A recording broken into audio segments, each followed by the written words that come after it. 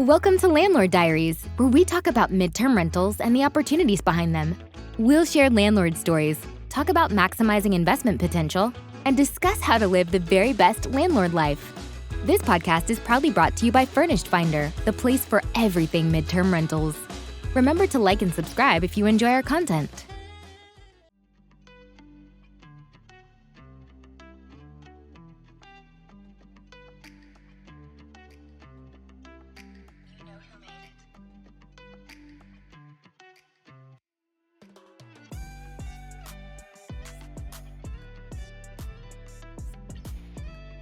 I love it, Kelly. Well, hey everyone, I'm Katie Lyon. I'm the marketing director of Furnished Finder, and I also have some midterm rentals myself. So today we get to talk with Kate, and Kate works for a company called, there we go. I didn't want to get it wrong, okay? I wanted to say Patriot Family Homes, and I'm like, no, that's not it. That's not it. I'm sure they are patriotic, but Patriot Family Homes has a very high goal of getting to 1,000 furnished rentals this year. And they have a split between short-term and mid-term, but they're really focused on serving families who need places to stay in and around military areas. So it's a really interesting discussion. These guys have some really high aspirations, and I can't wait to see them get there.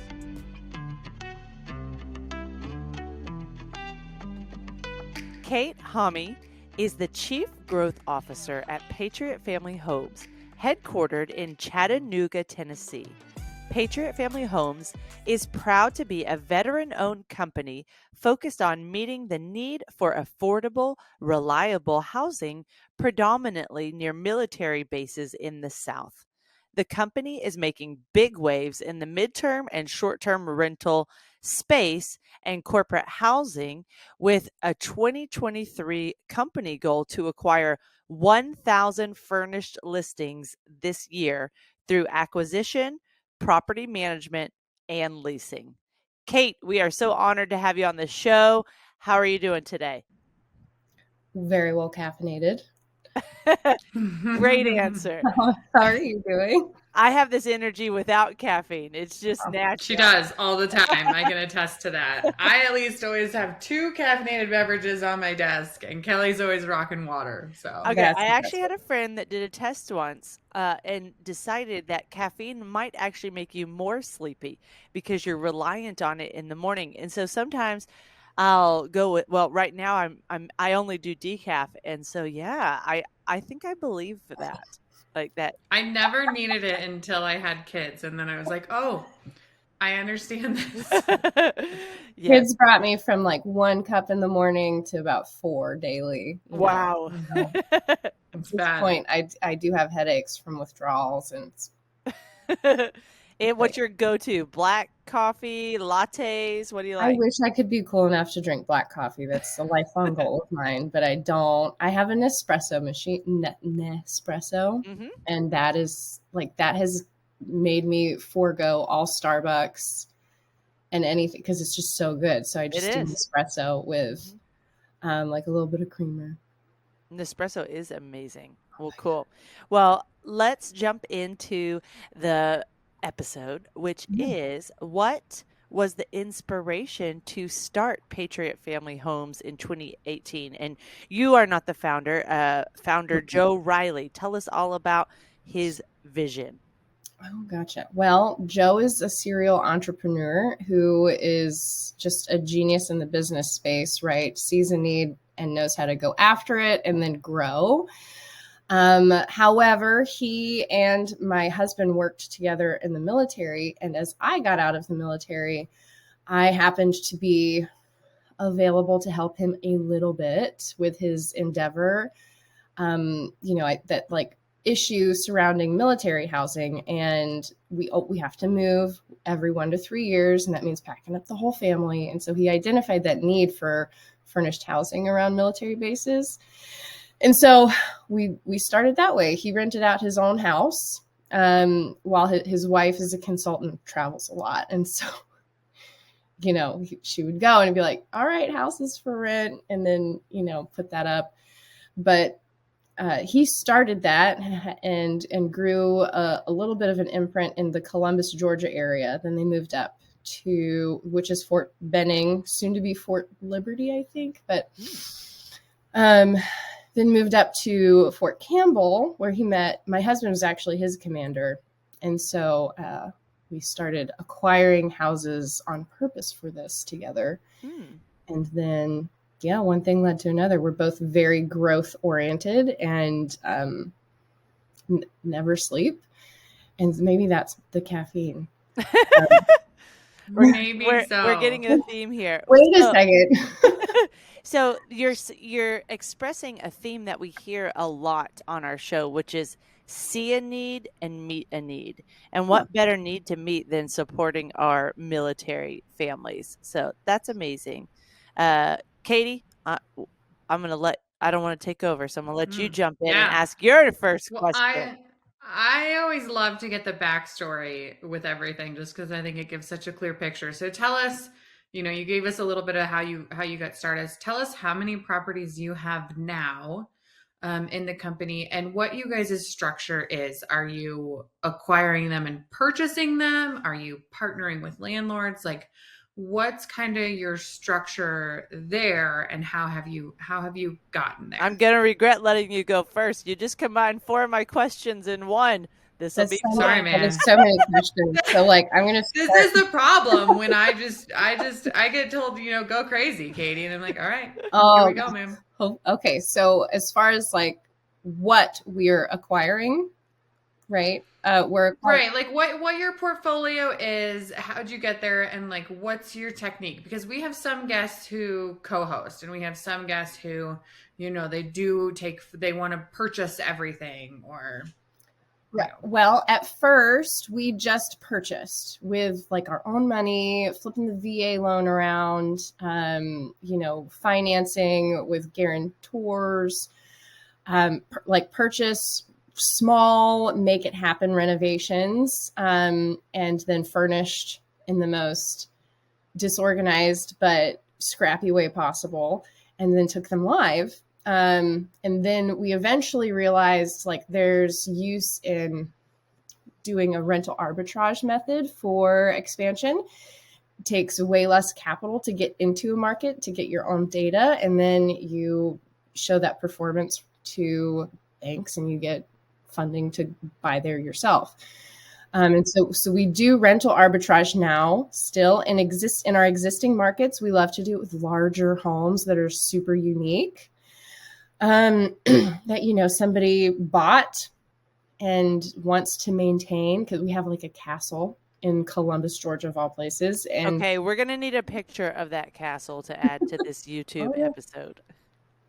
Most definitely. It's the Dinglewood Castle. I don't know if I'm allowed to say this, but John Travolta stayed there.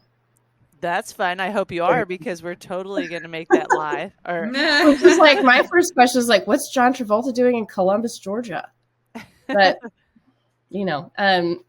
anyway, so we started doing the rental arbitrage method, and that worked out phenomenally. We're amazing tenants. We professionally clean the house at least once a week, and we know how to maintain houses, and we know it's our responsibility, and we have like a whole team dedicated to being that relationship with the owner. So our owners have loved it and send us their other houses, right? And so we grow that way. And then we started managing, as all companies who do it great for themselves turn to do. So we do fully managed and then just digitally managed. But, like digital is really hard as far as managing short term, because you have your search engine optimization. You have to worry about your pricing, like maximizing that revenue, making sure you're managing all of the different platforms properly and your profiles on those platforms. So it's a lot. And if you aren't doing it professionally, you kind of fall down in the search queue, and so doing that for owners is a huge plus, because like they end up doing less and making more. Mm-hmm. And so just for digital, and of course management, fully managed is the same story. So we do the fully managed, and then we have special operations just to like we have a lot of lingo in the company that's still military, just because a lot of us are veterans. So we have a special operations acquisitions team where we do like the yurts, the tree houses, the condos, the hotels, the bed and breakfast conversions. Well, that sounds awesome. I love how you guys have kind of come up with like a good mix there. I think it's just because like I love a lot of different things. Otherwise, if I have to do the same thing over and over, I get really bored. And so we grow through that and, are able to figure out what works. So how many properties do you guys have right now under management then? We have around 450 listings right now. By the end of this year, we'll have 1,000, and about 60% of that will be owned. So purchased with private funding. And then, 20% rental arbitrage and 20% management. Okay.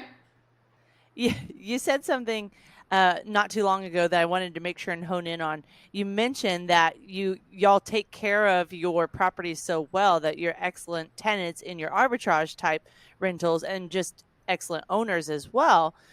But you said that you do weekly cleanings in most of your homes. So how does that fit into the business model and help keep it profitable? Like, how do you price your rentals appropriately to be able to balance that weekly cleaning? Oh, gotcha. Well, the cleaning fee is a huge discussion point amongst the short-term rental community, right? Right. Because Yep. Airbnb is so criticized for tacking on all of those add-ons. But, Right. I think for short-term rentals, we have an average stay of 65 flips a year, right? So that's more than once a week that it's getting cleaned, because it gets cleaned professionally and thoroughly after every single guest. When we have medium to long-term guests, we go in there monthly, based off of what that person's willing to pay. Okay. And so, and sometimes if they do kind of deny any type of cleaning, we still insist on our on-ground management going to check the house to make sure that they're treating it right, monthly. And if they do deny the cleaning, then they have to give a larger deposit. Okay, that makes sense. So what percentage of your homes or stays are 30 plus days versus short term? I would say 20%, 15 to 20%. We Okay. have a department solely geared towards the midterm stays, Mm-hmm. the midterm furnished stays, and the sales piece of that, reaching out to insurance companies, managing Furnished Finder, and very profitable. So Excellent. So are the tenants that you are reaching out to for the short-term side different than the midterm side, right? Because you said obviously a lot of your properties are located in military areas. What's the need there for short-term versus midterm? Like, my husband and I have thought about San Antonio, for example, right? And we know there's like a lot of graduations because there's an academy there and a lot of short-term needs for people kind of coming and going. But what do you guys see from the military category as far as needs for both short-term and then on the flip side, like a midterm? Midterm being longer than 30 days.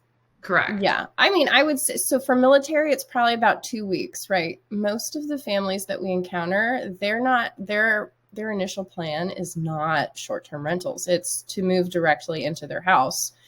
But we have the military housing, on-base housing to thank for those failures where they're like, oh crap. And then they flex into us because, my family of 3.5 little boys and 3 dogs and a cat and my husband moving into a hotel room is not acceptable. And so a lot of times it's filling the gap. Yes, before that gap. Okay. Like on base housing might be available. Okay. And it doesn't normally last longer than 2-3 weeks for the military housing. So then who are your midterm tenants then? Who are you kind of targeting and filling there? Yeah, the midterm tenants would be traveling contractors who have to, like those professionals that need to work in a city for a certain time. We have a lot of insurance companies that book with us. That was actually one of the ways, like in COVID, when everybody kind of lost hundreds of thousands of dollars in revenue from all the cancellations, we pivoted into insurance clients. And so a lot of those are insurance through the companies, right? Insurance companies have to provide housing for families when their house burns down or the mold remediation has to occur or it's flooded, right? And so they reach out to us. Let's see, of course, traveling nurses are always in our smaller units. And we do have, like, around military bases, we have there's training, right? Like in Fort Sam Houston down in San Antonio, or down in Columbus, Georgia, you have people on TDY where they're going to be there for longer, but as opposed to staying in a hotel, they get with 3 people and they split a short-term rental for, a month to 5 months for that training. And so they'll go through there. Yeah, that's a good list. Our home in Belton, yeah, in general, over the past 3 years or whatever that we've owned it, it's attracted mainly military families and traveling medical professionals are the 2 that it attracts. Yeah. So it's been really neat getting to, meet both styles of families that are serving our overall population well, in such a powerful way. So yeah. We're very thankful for both.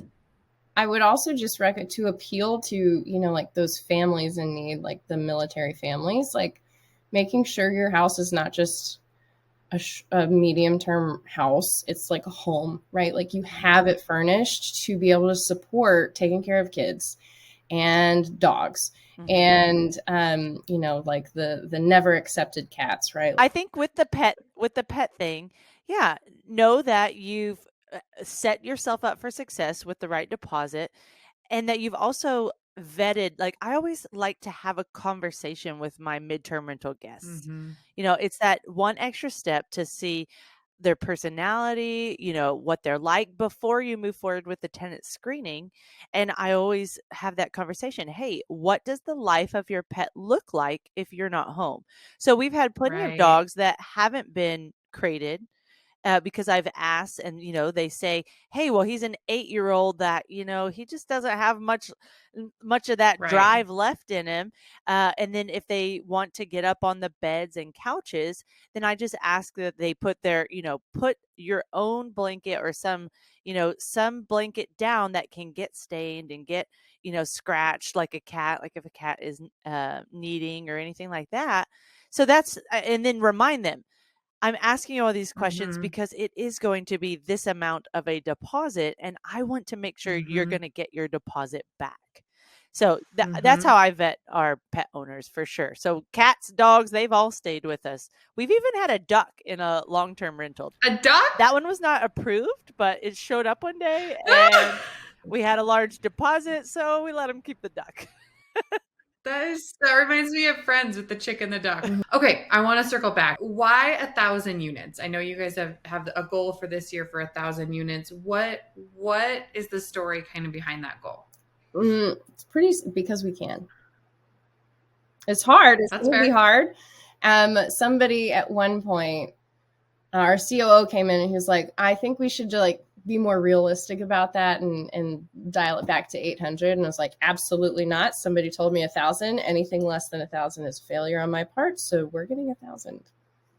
So, and you're at around 400 or so right now, and we're in April. So what's the plan? How are we going to get to 1,000 this year? Well, I mean, we do have the capital for the acquisition of about 350 homes. Is that from the Series B $6 million investment on your website? 60, yes. And then 60, thank you. Into 150, yep. And then rental arbitrage, because, we can't, it's not like the short term or the SFR firms where we can buy 1,000 houses in a market and make that, right? Like if you put 1,000 properties that are short-term, medium-term rentals in any market, it'll saturate it. Yes. As you're seeing in San Antonio. So Like we have plans for 120 rentals and then 150 managed. And then, about 100 special ops projects. Cool. That's great. Love it. So as you scale, how are you going to maintain that quality as you add, anywhere from 30 to 100 homes per month? How's your staff going to stay up to par and receive those 5-star reviews as a team? That is the challenging part, right? Like you can have capital and buy all of it, but it's actually implementing it. So we have, we've hired a great team, especially on my side of the company. I'm, obviously very biased towards that, but they're like they know who their customer is, right? It's not like this is some drunken bachelor party in Las Vegas where like that's not really the thing. It's like you're hosting families.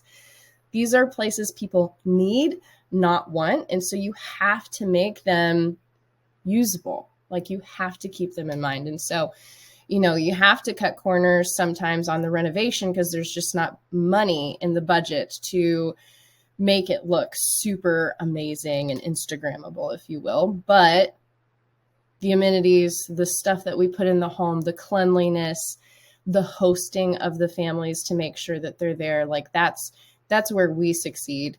And we do like we are able to pencil those deals that we can do a full remodel and make it like design worthy.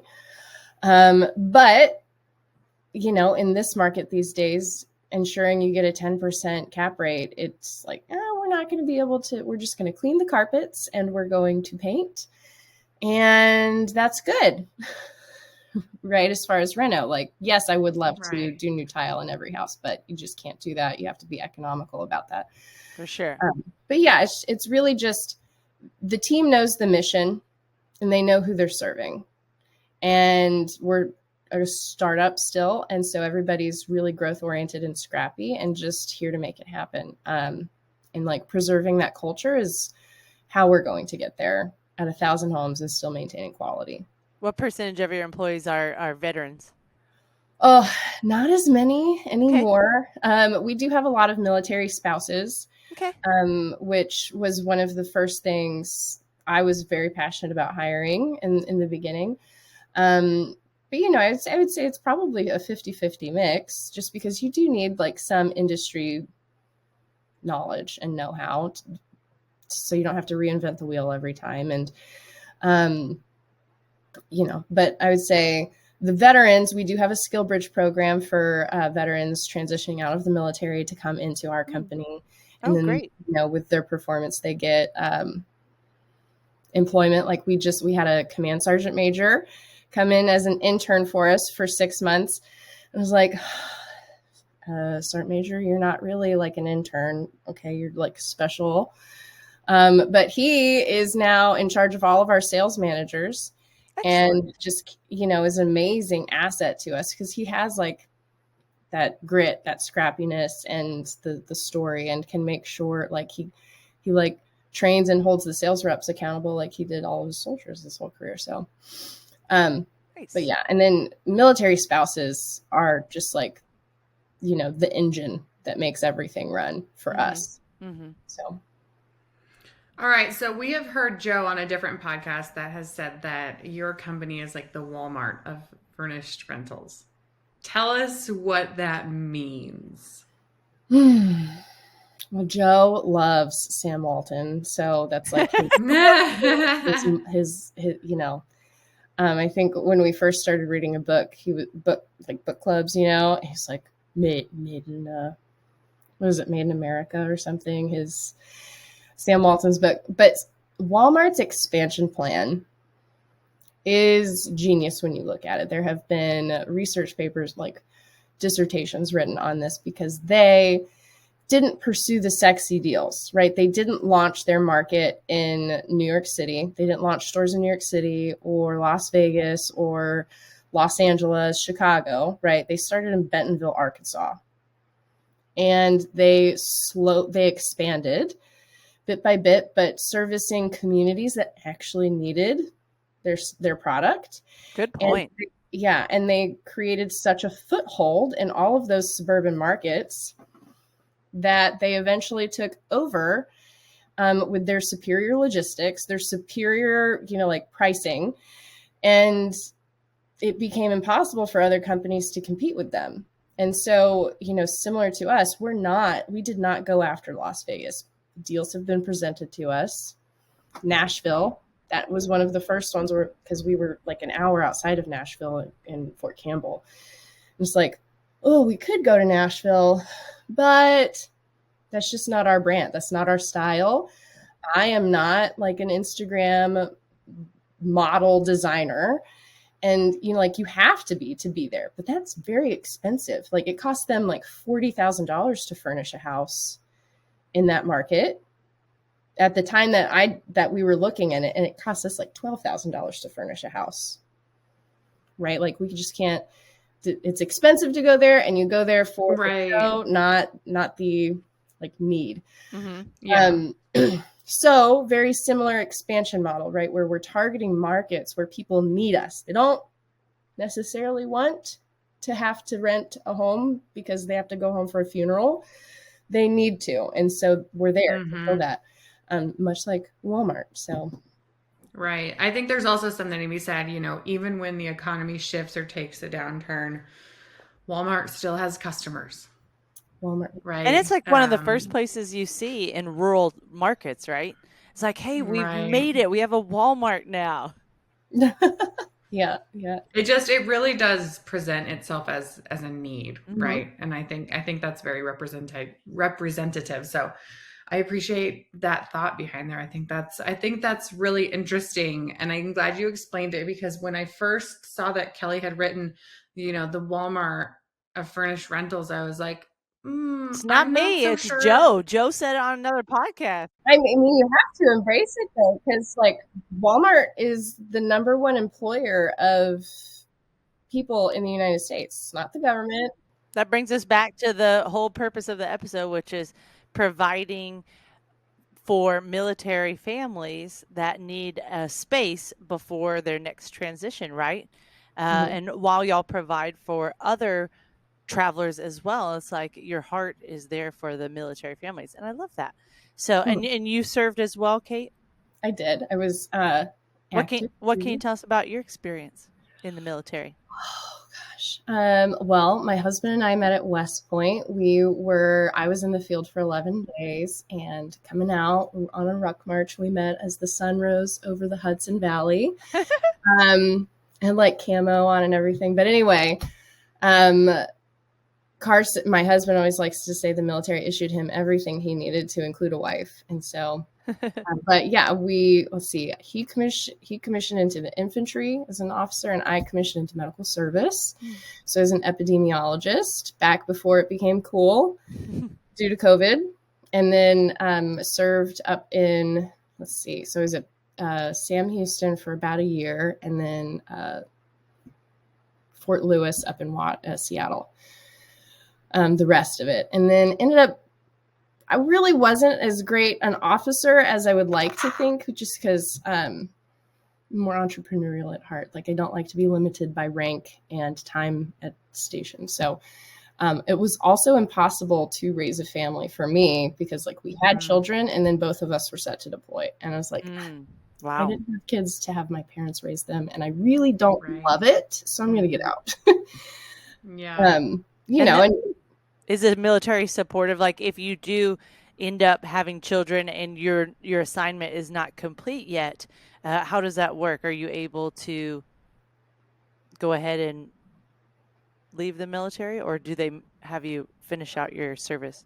You have an obligation. You have to serve for a set amount of time. Just because you have kids like doesn't mean you get a shorter time. So you are like, you have to have a child care plan and all of that. And it's very hard. There are dual military couples out there that do it, and it's incredible, but they both love the military, and you have to love what you do.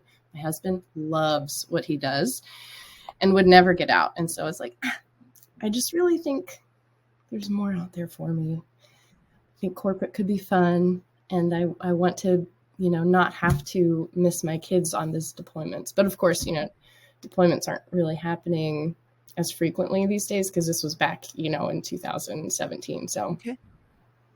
Well, I would love to. I think we've covered so much, and I think we've heard so much good stuff from the story of your company. I think the looming question that I have, and then I'll let Kelly wrap it up, is with so many properties, there has to be some amount of systems that you guys have found that help you to manage it, right? Whether it's a way to handle leads, maybe that come in from Furnished Finder, or a way that you handle knowing which properties have been cleaned, or your website, or like what kind of systems have you found that maybe someone who doesn't have 400 properties could also implement that can, kind of flux and scale and serve all the different levels, if you will? We have a few different platforms we use for communication and bookings and cleanings. We use Guesty.